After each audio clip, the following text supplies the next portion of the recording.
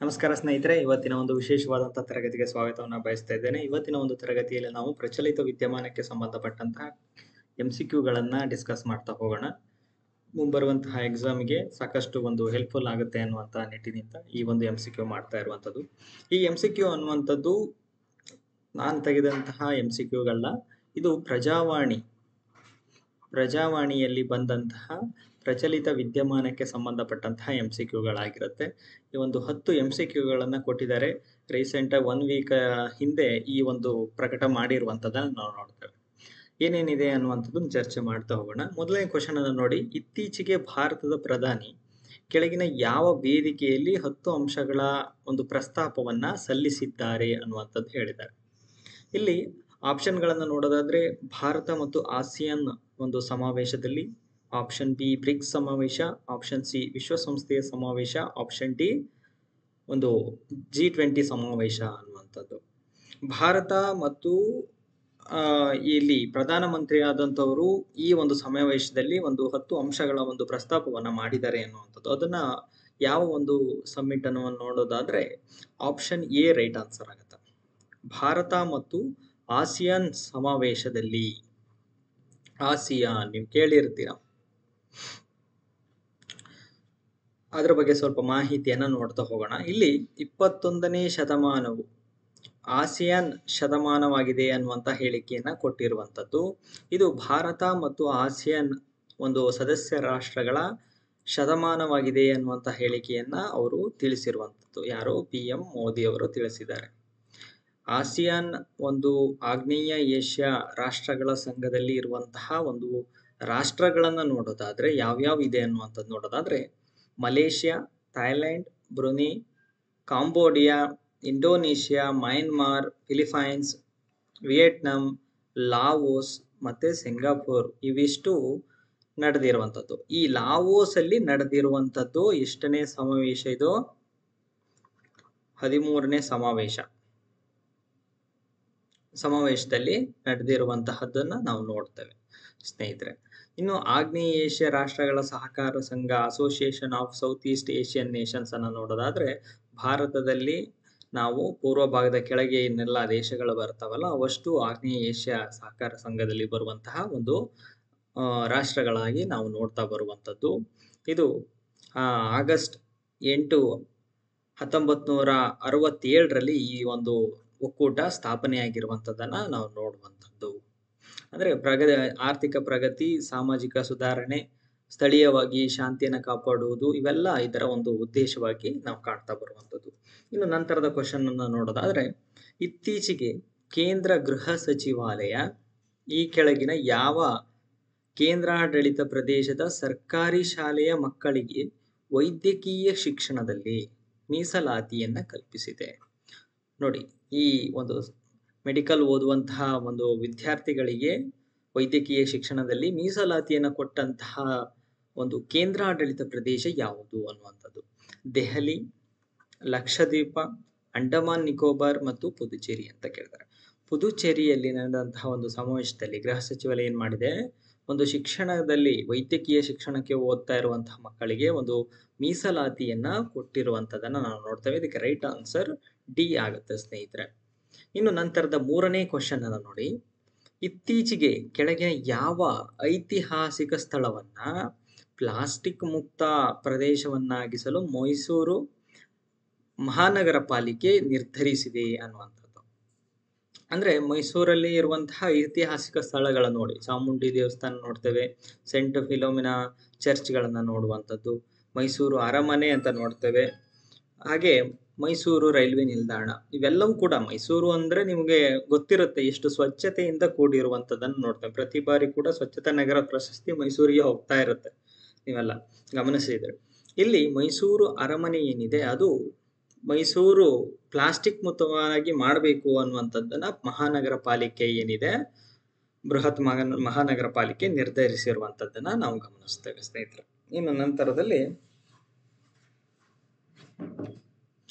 ಇತ್ತೀಚೆಗೆ ಈ ಕೆಳಗಿನ ಯಾವ ಸರ್ಕಾರ ತೃತೀಯ ಲಿಂಗಿಗಳನ್ನ ಸಾರ್ವತ್ರಿಕ ಪಿಂಚಣಿ ಯೋಜನೆ ಅಡಿಯಲ್ಲಿ ತಂದಿರುವಂತದ್ದು? ಯಾವ ಒಂದು ರಾಜ್ಯ ಸರ್ಕಾರ ಇಲ್ಲಿ ರಾಜ್ಯ ಸರ್ಕಾರ ಅಂತ ಆಗ್ಬೇಕು. ರಾಜ್ಯ ಸರ್ಕಾರ ತೃತೀಯ ಲಿಂಗಿಗಳನ್ನ ಸಾರ್ವತ್ರಿಕ ಪಿಂಚಣಿ ಯೋಜನೆಗೆ ಅಡಿಯಲ್ಲಿ ಜಾರಿಗೆ ತಂದಿರುವಂತದ್ದು. ಯಾವುದು? ತಮಿಳುನಾಡು ಸರ್ಕಾರನೋ, ಉತ್ತರ ಪ್ರದೇಶ ಸರ್ಕಾರನೋ, ಈಗ ನೋಡ್ರಿ, ಉತ್ತರ ಪ್ರದೇಶ ಸರ್ಕಾರನೋ ಅಥವಾ ಮಧ್ಯಪ್ರದೇಶ ಸರ್ಕಾರನೋ, ಆಮೇಲೆ ಜಾರ್ಖಂಡ್ ಸರ್ಕಾರನೋ. ಇದಕ್ಕೆ ರೈಟ್ ಆನ್ಸರ್ ಆಪ್ಷನ್ ಎ ಆಗುವಂಥದ್ದು. ಇಲ್ಲಿ ಜಾರ್ಖಂಡ್ ಸರ್ಕಾರ ಏನಿದೆ, ತೃತೀಯ ಲಿಂಗಿಗಳನ್ನ ಸಾರ್ವತ್ರಿಕ ಪಿಂಚಣಿ ಯೋಜನೆಗೆ ಈಗ ಆಲ್ರೆಡಿ ನಾವು 1% ಕೊಡ್ತಾ ಇರುವಂತದ್ದು ಮೀಸಲಾತಿ ನೋಡ್ಬೇಕು. ಕರ್ನಾಟಕದಲ್ಲಿ 1% ತೃತೀಯ ಲಿಂಗಿಗಳಿಗೆ ಮೀಸಲಾತಿಯನ್ನ ಇರುವಂತದ್ದು. ಜೊತೆಗೆ ಈಗ ಜಾರ್ಖಂಡ್ ಸರ್ಕಾರ ಏನಿದೆ, ಇವರಿಗೆ ಸಾರ್ವತ್ರಿಕ ಪಿಂಚಣಿ ಯೋಜನೆ ಕೂಡ ನಾವು ನೋಡ್ತೇವೆ. ಇನ್ನು ಪಿಂಚಣಿ ಯೋಜನೆಗಳು ಯಾವ್ಯಾವ ಇದೆ ನೋಡೋದಾದ್ರೆ ನೋಡಿ, ವೃದ್ಧಾಪ್ಯ ಯೋಜನೆಯಲ್ಲಿ ಇಂದಿರಾ ಗಾಂಧಿ ರಾಷ್ಟ್ರೀಯ ವೃದ್ಧಾಪ್ಯ ಯೋಜನೆ ಇದೆ, ವಿಧವಾ ಪಿಂಚಣಿ ಯೋಜನೆ ಇದೆ, ಅಂಗವಿಕಲ ಪಿಂಚಣಿ, ಸಂಧ್ಯಾ ಸುರಕ್ಷಾ, ಮನಸ್ವಿನಿ, ಮೈತ್ರಿ. ಇನ್ನು ಆಸಿಡ್ ದಾಳಿ ಆದವರಿಗೆ ಮಹಿಳೆಯರಿಗೆ ಪಿಂಚಣಿ ಬರುವಂತದ್ದು, ಇಂಡೋಸಲ್ಫಾ ಅಂತ ಒಂದು ಸಂತ್ರಸ್ತರಿಗೆ ಒಂದು ಮಾಸಿಕ ಪಿಂಚಣಿ ಬರುವಂತದ್ದು, ಆಮೇಲೆ ದೇವದಾಸಿ ಮಾಶಾಸನ ಬರುವಂತದ್ದು. ಇದೆಲ್ಲ ಪಿಂಚಣಿ ಯೋಜನೆಗಳು ನಿರ್ದೇಶನದಿಂದ ಕೊಡುವಂಥದ್ದು. ಹಾಗಾದ್ರೆ ಒಂದ್ಸರಿ ಕೊಟ್ಟು ಮುಗಿಸುವಂತಹ ಸೆಟ್ಲ್ಮೆಂಟ್ಗಳ ಒಂದು ಯೋಜನೆಗಳನ್ನು ನೋಡೋದಾದ್ರೆ ರಾಷ್ಟ್ರೀಯ ಕುಟುಂಬ ನೆರವು ಯೋಜನೆ, ಅಂತ್ಯ ಸಂಸ್ಕಾರ ಸಹಾಯಧನ ಯೋಜನೆ, ಆದರ್ಶ ವಿವಾಹ ಯೋಜನೆ, ಇವೆಲ್ಲ ಒನ್ ಅಮೌಂಟ್ ಬರುತ್ತೆ. ಇವು ಪಿಂಚಣಿ ಅಂದ್ರೆ ಬರ್ತಾ ಇರುವಂತಹ ಅಮೌಂಟ್ ಅನ್ನ ತಿಂಗಳ ನಿಮಗೆ ಮಾಸಿಕವಾಗಿ ಬರ್ತಾ ಇರುವಂತಹ ಪಿಂಚಣಿ ಯೋಜನೆಗಳು. ಇದು ಜಾರ್ಖಂಡ್ ಸರ್ಕಾರ ಒಂದು ತೃತೀಯ ಲಿಂಗಿಗಳಿಗೆ ಕೊಟ್ಟಿರುವಂತದನ್ನ ನೋಡ್ತಾರೆ. ಇನ್ನು ನಂತರದಲ್ಲಿ ಅಡೋಬಿಂಗ್ ಸಂಸ್ಥೆಯು ಕೆಳಗಿನ ಯಾವ ಆವಿಷ್ಕಾರದ ಮೂಲಕ ಪ್ರಖ್ಯಾತಿಯನ್ನು ಹೊಂದಿತ್ತು ಅನ್ನುವಂಥದ್ದು. ಅಡೋಬಿ ನೀವೆಲ್ಲ ಯೂಸ್ ಮಾಡಿರ್ತೀರಾ, ಇದರ ಸಾಫ್ಟ್ವೇರ್ಗಳನ್ನು ನೋಡಿರ್ತೀರಾ. ಇಲ್ಲಿ ಆನ್ಲೈನ್ ದಾಖಲೆಗಳನ್ನ PDF ರೂಪಕ್ಕೆ ಬದಲಾಯಿಸುವ ವಿಚಾರದಲ್ಲಿ ಖ್ಯಾತಿಯನ್ನು ಹೊಂದಿತ್ತು ಅನ್ನುವಂಥದ್ದು. ಎರಡನೇ ಹೇಳಿಕೆಯಲ್ಲಿ ಮೊಟ್ಟ ಮೊದಲ ವಿಡಿಯೋ ಕಾಲ್ ಆವಿಷ್ಕರಿಸಿದ ವಿಚಾರದಲ್ಲಿ ಪ್ರಖ್ಯಾತಿಯನ್ನು ಹೊಂದಿತ್ತು. ಆಪ್ಷನ್ 3ರಲ್ಲಿ ಮೊಟ್ಟ ಮೊದಲ ಆನ್ಲೈನ್ ಸಂದೇಶ ಆವಿಷ್ಕರಿಸಿದ ವಿಚಾರದಲ್ಲಿ ಪ್ರಖ್ಯಾತಿಯನ್ನು ಹೊಂದಿತ್ತು. ಇಲ್ಲಿ ಹೇಳಿಕೆಗಳನ್ನ 2 ಹೇಳಿಕೆ, 3 ಹೇಳಿಕೆ, 1 ಹೇಳಿಕೆ ಎಲ್ಲ ಕೇಳಿದೆ. ಇದಕ್ಕೆ ರೈಟ್ ಆನ್ಸರ್ 1ನೇ ಹೇಳಿಕೆ. ಆನ್ಲೈನ್ ದಾಖಲೆಗಳನ್ನ PDF ರೂಪಕ್ಕೆ ಬದಲಾಯಿಸುವ ವಿಚಾರದಲ್ಲಿ ಖ್ಯಾತಿಯನ್ನು ಹೊಂದಂಥದ್ದು ಈ ಅಡೋಬಿ ಇಂಕ್ ಅನ್ನ ನಾವು ನೋಡ್ತಾ ಬರುವಂಥದ್ದು. ಇನ್ನು ನಂತರದಲ್ಲಿ ಇತ್ತೀಚೆಗೆ ಕೆಳಗಿನ ಯಾವ ವ್ಯಕ್ತಿಯನ್ನ ಮತದಾರರ ಜಾಗೃತಿಯನ್ನ ಮೂಡಿಸಲು, ನೋಡಿ, ಎಲೆಕ್ಷನ್ ಅವೇರ್ನೆಸ್ ನ ಮೂಡಿಸಲು ಅಂಬಾಸಿಡರ್ ಆಗಿ ಯಾರನ್ನ ಆಯ್ಕೆ ಮಾಡಿದ್ದಾರೆ? ಕೇಂದ್ರ ಚುನಾವಣಾ ಆಯೋಗ, ಏನು ಎಲೆಕ್ಷನ್ ಕಮಿಷನ್ ಏನಿದೆ, ಸೆಂಟ್ರಲ್ ಎಲೆಕ್ಷನ್ ಕಮಿಷನ್ ಏನಿದೆ, ಅದು ಯಾರನ್ನ ಆಯ್ಕೆ ಮಾಡಿದೆ ಅನ್ನುವಂಥದ್ದು ನೋಡೋದಾದ್ರೆ Khushbu Sundar, option B Ramya Krishna, option C Rajinikanth, ಹಾಗೆ ಆಪ್ಷನ್ ಡಿ ಯಲ್ಲಿ ಸಚಿನ್ ತೆಂಡೂಲ್ಕರ್ ಅನ್ನ ಆಯ್ಕೆ ಮಾಡಿರುವಂತದ್ದು, ಅಂಬಾಸಿಡರ್ ಆಗಿ ಆಯ್ಕೆ ಮಾಡ್ತಿರೋದನ್ನ ನಾವು ಗಮನಿಸ್ತೇವೆ. ಇನ್ನು ನಂತರದ ಕ್ವಶನ್ ಅನ್ನು ನೋಡಿ, ಭಾರತ ಮತ್ತು ಬಾಂಗ್ಲಾದೇಶ ದ್ವಿಪಕ್ಷೀಯ ಸಂಬಂಧಗಳಿಗೆ ಸಂಬಂಧಿಸಿದಂತೆ ಈ ಹೇಳಿಕೆಗಳನ್ನ ಸರಿಯಾದ ಹೇಳಿಕೆಯನ್ನ ಗುರುತಿಸಿ ಅನ್ನುವಂಥದ್ದು. ಭಾರತ ಮತ್ತು ಬಾಂಗ್ಲಾದೇಶದ ನಡುವೆ ಕಾರ್ಯದರ್ಶಿ ಮಟ್ಟದ ಶಾಶ್ವತ ವೇದಿಕೆಯನ್ನ ಕಲ್ಪಿಸಲಾಗಿದೆ ಅನ್ನುವಂಥ ಒಂದು ಹೇಳಿಕೆ ಇದೆ. ಆಪ್ಷನ್ 2ರಲ್ಲಿ ನೋಡಿ, ಪ್ರಸ್ತುತ ವರ್ಷ 5ನೇ ವಾರ್ಷಿಕ ಮಾತುಕತೆಯನ್ನ ಆಯೋಜಿಸಲಾಗಿತ್ತು.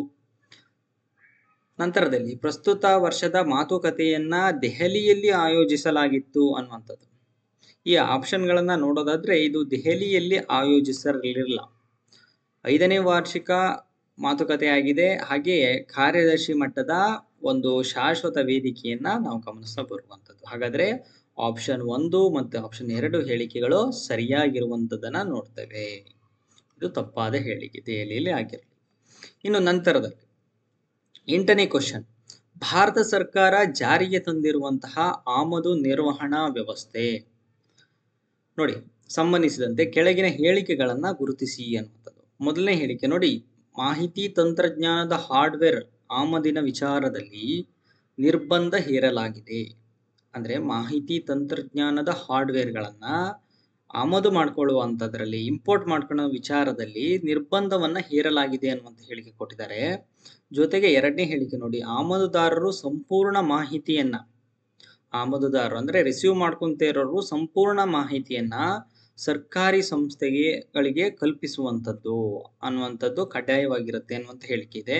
ಈ ಹೇಳಿಕೆಗಳನ್ನ ನೋಡೋದಾದ್ರೆ 2 ಹೇಳಿಕೆಗಳು ಪಾಸಿಟಿವ್ ಆಗೇ ಇರುವಂಥದ್ದು. ಸರ್ಕಾರದ ಪಾಸಿಟಿವ್ ನೋಡೋದಾದ್ರೆ ಎರಡೂ ಹೇಳಿಕೆಗಳು ಪಾಸಿಟಿವ್ ಇರೋದ್ರಿಂದ ಈ ಆಪ್ಷನ್ಗಳನ್ನು ನೋಡೋದಾದ್ರೆ 1 ಮತ್ತು 2 ಹೇಳಿಕೆಗಳು ಸರಿಯಾಗಿರುವಂಥದ್ದನ್ನು ನಾವು ಗಮನಿಸ್ತೇವೆ. ಇನ್ನು ನಂತರದಲ್ಲಿ 9ನೇ ಕ್ವಶನ್ ನೋಡಿ. ಇತ್ತೀಚೆಗೆ ಬಿಡುಗಡೆಯಾದ ಚಿಕಾಗೋ ವಿಶ್ವವಿದ್ಯಾಲಯ ವರದಿಯ ಅನ್ವಯ ವಾಯುಮಾಲಿನ್ಯದಲ್ಲಿ ಯಾವ ರಾಷ್ಟ್ರಗಳ ಮೇಲೆ ದುಷ್ಪರಿಣಾಮ ಹೆಚ್ಚಾಗಲಿದೆ ಅನ್ನುವಂತಹ ಒಂದು ವರದಿಯನ್ನು ಕೊಟ್ಟಿರುವಂಥದ್ದು. ಅಂದರೆ ಯಾವ್ಯಾವ ರಾಷ್ಟ್ರಗಳು, ಇಲ್ಲಿ ಕೊಟ್ಟಿರುವಂತಹ ರಾಷ್ಟ್ರಗಳಲ್ಲಿ ಯಾವ ರಾಷ್ಟ್ರಗಳ ಮೇಲೆ ಒಂದು ವಾಯು ಮಾಲಿನ್ಯ ಹೆಚ್ಚಾಗಿ ಆಗ್ತಾ ಇದೆ ಅನ್ನುವಂಥದ್ದು, ದುಷ್ಪರಿಣಾಮ ಇನ್ನು ಮುಂದೆ ಬರುತ್ತೆ ಅನ್ನುವಂಥದ್ದನ್ನ ಈ ಒಂದು ಚಿಕಾಗೋ ವಿಶ್ವವಿದ್ಯಾಲಯ ವರದಿಯನ್ನ ಕೊಟ್ಟಿರುವಂಥದ್ದು. ಇಲ್ಲಿ ಆಪ್ಷನ್ಗಳಲ್ಲಿ 4 ರಾಷ್ಟ್ರಗಳನ್ನ ನೋಡ್ತೇವೆ. ಒಂದು ಭಾರತ, ಪಾಕಿಸ್ತಾನ, ಇಂಡೋನೇಷ್ಯಾ. ಇಲ್ಲಿ ಆಪ್ಷನ್ಗಳನ್ನ ನೋಡಿದಾಗ ಅಫ್ಘಾನಿಸ್ತಾನ ಒಂದು ಹೊರತುಪಡಿಸಿ ಈ 3 ರಾಷ್ಟ್ರಗಳ ಮೇಲೆ ಕೂಡ ವಾಯು ಮಾಲಿನ್ಯ ದುಷ್ಪರಿಣಾಮ ಬೀರುತ್ತೆ ಅನ್ನುವಂಥದ್ದು ಈ ವಿಶ್ವವಿದ್ಯಾಲಯ ತಿಳಿಸಿರುವಂಥದ್ದು. ಅಂದ್ರೆ ಭಾರತ, ಪಾಕಿಸ್ತಾನ, ಇಂಡೋನೇಷ್ಯಾ ಈ ಒಂದು 3 ರಾಷ್ಟ್ರಗಳ ಒಂದು ವಾಯು ಮಾಲಿನ್ಯ ಹೆಚ್ಚೇರಿ ಇರುವಂತದ್ದನ್ನ ನೋಡ್ತೇವೆ. ನೀವು ವಾಯು ಮಾಲಿನ್ಯದ ಬಗ್ಗೆ ಸ್ವಲ್ಪ ಅನುಭವ ಪಡಿಬೇಕು ಅಂದ್ರೆ ದೆಹಲಿಗೆ ಒಂದ್ಸರಿ ಭೇಟಿ ಕೊಡಬೇಕು. ಇನ್ನು ನಂತರದ 10ನೇ ಕ್ವಶನ್ ನೋಡಿ. ಭಾರತೀಯ ಕಾರಾಗೃಹದಲ್ಲಿರುವಂತಹ ಮಹಿಳಾ ಕೈದಿಗಳ ಸ್ಥಿತಿಗಳಿಗೆ ಸಂಬಂಧಿಸಿದಂತೆ ಸರಿಯಾದ ಹೇಳಿಕೆಗಳನ್ನ ಗುರುತಿಸಿ ಅನ್ನೋದು.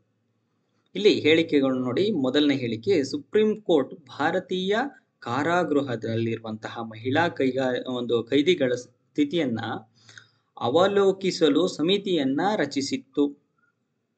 ಅಂದ್ರೆ ಅಲ್ಲಿ ಏನು ಮಹಿಳಾ ಕೈದಿಗಳು ಏನಿದ್ದಾರೆ ಅವರ ಒಂದು ಕಷ್ಟ ಕಾರ್ಪಣ್ಯಗಳೇನಿದೆ, ಅವರಿಗೆ ಇರುವಂತಹ ಮೂಲ ಸೌಕರ್ಯಗಳು ಕೊರತೆ ಆಗಿದ್ರೆ ಅಥವಾ ಅವರಿಗೆ ಏನಾದರೂ ಸಂಕಷ್ಟಗಳಿದ್ರೆ ಸೇವೆಗಳನ್ನು ಒದಗಿಸುವಂಥದ್ದು, ಇವೆಲ್ಲ ಒಂದು ಸಮಿತಿಯನ್ನ ರಚನೆ ಮಾಡಿತ್ತು ಅನ್ನುವಂಥ ಒಂದು ಹೇಳಿಕೆ ಕೊಟ್ಟಿದ್ದಾರೆ. ಇನ್ನು 2ನೇ ಹೇಳಿಕೆಯಲ್ಲಿ ಗೋವಾ, ದೆಹಲಿ ಮತ್ತು ಪುದುಚೇರಿಯಲ್ಲಿ ಮಾತ್ರ ಮಹಿಳಾ ಕೈದಿಗಳಿಗೆ ಉತ್ತಮ ಸವಲತ್ತು ಇರುವುದು ಕಂಡು ಬಂದಿದೆ. ಅಂದ್ರೆ ಈ ಒಂದು ಸಮಿತಿಯನ್ನು ರಚನೆ ಮಾಡಿತ್ತಲ್ಲ, ಈ ಸಮಿತಿಯೇ ಈ ಹೇಳಿಕೆಯನ್ನು ಕೊಟ್ಟಿದೆ. ಅಂದ್ರೆ ಗೋವಾ ಮತ್ತೆ ದೆಹಲಿ, ಪುದುಚೇರಿಯಲ್ಲಿ ಮಹಿಳಾ ಕೈದಿಗಳಿಗೆ ಉತ್ತಮ ಸವಲತ್ತಿದೆ, ಇನ್ನು ಉಳಿದ ಕಡೆ ಸ್ಥಿತಿ ಅಷ್ಟು ಸರಿಯಾಗಿಲ್ಲ ಅನ್ನುವಂಥದ್ದು ಹೇಳಿಕೆ ಕೊಟ್ಟಿದೆ. ಈ ಹೇಳಿಕೆಗಳನ್ನ ಗಮನಿಸಿದಾಗ 2 ಹೇಳಿಕೆಗಳು ಸರಿಯಾಗಿದೆ, ಪಾಸಿಟಿವ್ ಇರೋದ್ರಿಂದ ಈ ಹೇಳಿಕೆ ಸರಿಯಾಗಿರುತ್ತೆ. ಇನ್ನು ಕೊನೆಯ ಕ್ವಶನ್ ಇದೆ ಸ್ನೇಹಿತರೆ ನೋಡಿ. ಭಾರತ ಆಹಾರ ಸಂಸ್ಕರಣಾ ವಲಯ ಈ ಕೆಳಗಿನ ಯಾವ ಸವಲತ್ತುಗಳನ್ನ ಎದುರಿಸ್ತಾ ಇದೆ ನೋಡಿ. ಸಂಸ್ಕರಣಾ ವಲಯ ಮತ್ತೆ ಸ್ಟೋರೇಜ್ ಡಿಪಾರ್ಟ್ಮೆಂಟ್. ಈ ಸಂಸ್ಕರಣಾ ಅಂದ್ರೆ ಅಲ್ಲಿ ನೀವು ಆಹಾರಗಳನ್ನ ಒಂದು ಸಂಸ್ಕರಣೆ ಮಾಡುವಂಥದ್ದು, ಕಲ್ಮಶ ಇದ್ರೆ ಬೇರ್ಪಡಿಸುವಂಥದ್ದು, ಪ್ಯಾಕೇಜಿಂಗ್ ಸಿಸ್ಟಮ್ ಅವೆಲ್ಲ ಅಲ್ಲಿ ಸಂಸ್ಕರಣೆ ಮಾಡುವಂಥದ್ದು. ಜೊತೆಗೆ ವೇರ್ ಹೌಸ್ಗಳು ಕೂಡ ಇತ್ತೀಚೆಗೆ ಹೆಚ್ಚಾಗಿ ಡೆವಲಪ್ಮೆಂಟ್ ಆಗ್ತಾ ಇರೋದು ಕೂಡ ಅದನ್ನ ಸ್ಟೋರ್ ಮಾಡುವಂತಹ ಗೋಡಾನ್ಗಳು ಏನಿದೆ ಅವು ಕೂಡ ಹೆಚ್ಚಾಗಿ ನಡೀತಾ ಇರೋದು. ಅದಕ್ಕೆ ಸಂಬಂಧಪಟ್ಟಂತೆ ಯಾವ ಸವಾಲುಗಳನ್ನ ಎದುರಿಸ್ತಾ ಇದೆ ಅನ್ನುವಂಥದ್ದನ್ನ ಹೇಳಿದ್ದಾರೆ.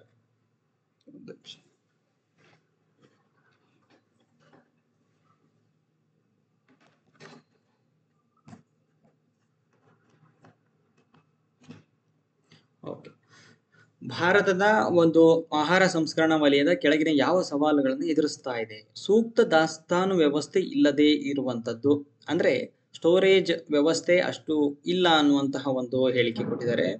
ರೈಲು ಮತ್ತು ರಸ್ತೆ ಸಾರಿಗೆಯ ಅಲಭ್ಯತೆ ಅನ್ನುವಂಥ, ಅಂದ್ರೆ ರೈಲು ಮತ್ತು ರಸ್ತೆ ಸಾರಿಗೆಗಳು ಅಷ್ಟು ಸೂಕ್ತವಾಗಿ ಆ ವೇರ್ ಹೌಸ್ ಅನ್ನ ತಲುಪಲಾಗ್ತಾ ಇಲ್ಲ ಅನ್ನುವಂಥದ್ದು. ಇನ್ನು 3ನೇದರಲ್ಲಿ ಸಂಶೋಧನಾ ಮತ್ತು ಅಭಿವೃದ್ಧಿ ಚಟುವಟಿಕೆಗಳಿಗೆ ಸಮರ್ಪಕ ಬೆಂಬಲ ಇಲ್ಲದೆ ಇರುವಂಥದ್ದು.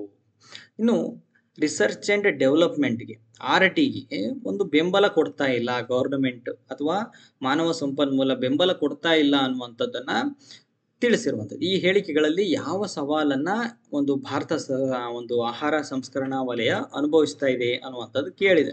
ಇದಕ್ಕೆ ರೈಟ್ ಆನ್ಸರ್ ಯಾವ್ದಾಗತ್ತೆ ಅಂದ್ರೆ 3 ಹೇಳಿಕೆಗಳು ರೈಟ್ ಆನ್ಸರ್ ಆಗುವಂಥದ್ದು. ಅಂದ್ರೆ ಸೂಕ್ತ ದಾಸ್ತಾನು ವ್ಯವಸ್ಥೆ ಇಲ್ಲ ನಮ್ಮಲ್ಲಿ, ಹಾಗೆ ಟ್ರಾನ್ಸ್ಪೋರ್ಟ್ ಸಿಸ್ಟಮ್ ಕೂಡ ಅಷ್ಟು ಅಲಭ್ಯತೆ ಇದೆ, ಜೊತೆಗೆ R&D ಮಾಡೋಕ್ಕೋಸ್ಕರವಾಗಿ, ರಿಸರ್ಚ್ ಅಂಡ್ ಡೆವಲಪ್ಮೆಂಟ್ ಮಾಡೋಕ್ಕೋಸ್ಕರವಾಗಿ ಕೂಡ ಒಂದು ಸಮರ್ಪಕವಾದಂತಹ ಬೆಂಬಲ ಇಲ್ಲಿ ದೊರಕ್ತಾ ಇಲ್ಲ ಅನ್ನುವಂಥದ್ದು ಕೂಡ ನಾವು ನೋಡ್ತಾ ಬರುವಂಥದ್ದು. ಇದೆಲ್ಲ ಒಂದು ಪ್ರಜಾವಾಣಿ ಪೇಪರಲ್ಲಿ ಬಂದಂತಹ ಪ್ರಚಲಿತ ವಿದ್ಯಮಾನಗಳ ಒಂದು MCQ ಆಗಿತ್ತು ಸ್ನೇಹಿತರೆ. ಈ ಮಾಹಿತಿ ಏನಾದರೂ ನಿಮ್ಗೆ ಇಷ್ಟ ಆಗಿದ್ರೆ ಒಂದು ಲೈಕ್ ಬಟನ್ನ ಪ್ರೆಸ್ ಮಾಡಿ. ಶೇರ್ ಮಾಡಿ ಅಂತ ಕೇಳ್ಕೊಳ್ತಾ, ಮಾಹಿತಿ ಇಷ್ಟ ಆಗಿದೆ ಅಂತ ಭಾವಿಸ್ಕೊಳ್ತೇನೆ. ಮುಂದಿನ ವಿಡಿಯೋದಲ್ಲಿ ಭೇಟಿ ಆಗ್ತೀನಿ. ನಮಸ್ಕಾರ.